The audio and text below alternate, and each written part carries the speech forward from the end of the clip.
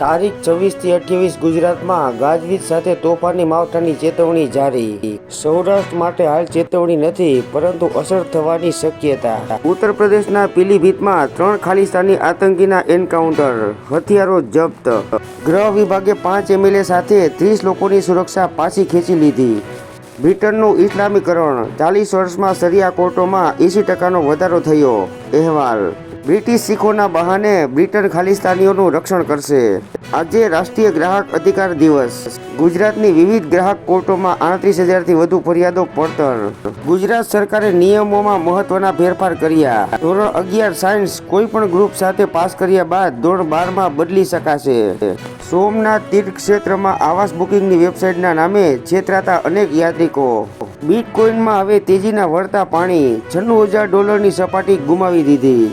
દીવથી અમરેલી જિલ્લામાં આવતા તમામ રસ્તાઓ પર પોલીસ ચેકપોસ્ટ કાર્યરત થશે। 4 વર્ષમાં 40 લાખથી વધુ નવા ડીમેટ એકાઉન્ટ ખુલ્યા, બ્રોકરો 40% ઘટ્યા। ગુજરાતે ઉત્તરાખંડને રોમાંચકતા બાદ 5 રનથી પરાજય આપ્યો। સંગીતકાર સચેત અને પરંપરા ટંડનના ઘરે પુત્ર જન્મ થયો, સોશિયલ મીડિયા પર ઘોષણા કરી। હસીનાએ પાકિસ્તાની આર્મી દ્વારા માફીની માંગ કરતા યુનુસ ખોળામાં જઈને બેઠા। પાકિસ્તાન ચીન પાસેથી 40 અત્યાધુનિક J-35 ફાઇટર વિમાનો મેળવશે। બેંગલુરુમાં એન્જિનિયરે ડિજિટલ એરેસ્ટમાં ₹12 કરોડ ગુમાવ્યા। છેલ્લા દાયકામાં 15 લાખ લોકોએ ભારતીય નાગરિકતા છોડી। રિકવરી એજન્ટ તરીકે પોલીસની ભૂમિકાના કેસમાં DIGને તપાસનો હુકમ।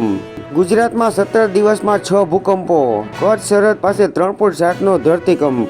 અમિત શાહના રાજીનામા માફીની માંગ સાથે આંબેડકર મુદ્દે આજે કોંગ્રેસ અને બસપાના દેશવ્યાપી ધરણા।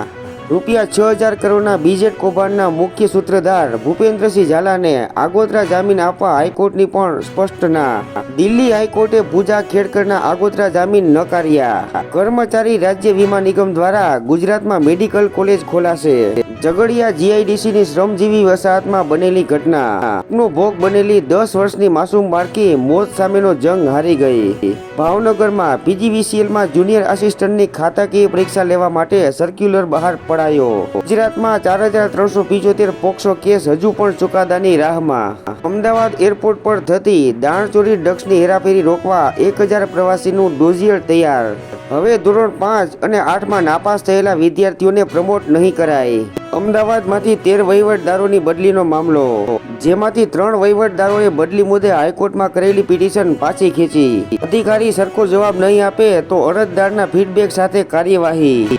અમદાવાદ મુંબઈ વચ્ચે દોડનારી બુલેટ ટ્રેનના રૂટમાં 2 લાખથી વધુ ધ્વનિ નિયંત્રકો મુકાયા। ઘર પર હુમલા બાદ અલ્લુ અર્જુને બાળકોને અન્ય સ્થળે ખસેડ્યા। સાબરકાંઠાનો ચોંકાવનારો કિસ્સો, પિતા લોન ન ભરી શકતા રિકવરી કરનારે દીકરીનું અપહરણ કરી અને તેને વેચી નાખી। નોકરી કરવી હોય તો આવી કંપનીમાં કરાય, કર્મચારીઓને ક્રિસમસ પર આપી કાર અને બાઇકની ગિફ્ટ।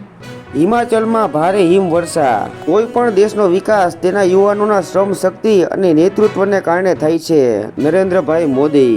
ભૂખમરો અને ગરીબીનો નાઇજીરિયાને ભરડો, કપડાં ભોજન મેળવવા માટે ભાગદોડ, 67 લોકોના મોત અને મૃતકોમાં મોટા ભાગના બાળકો।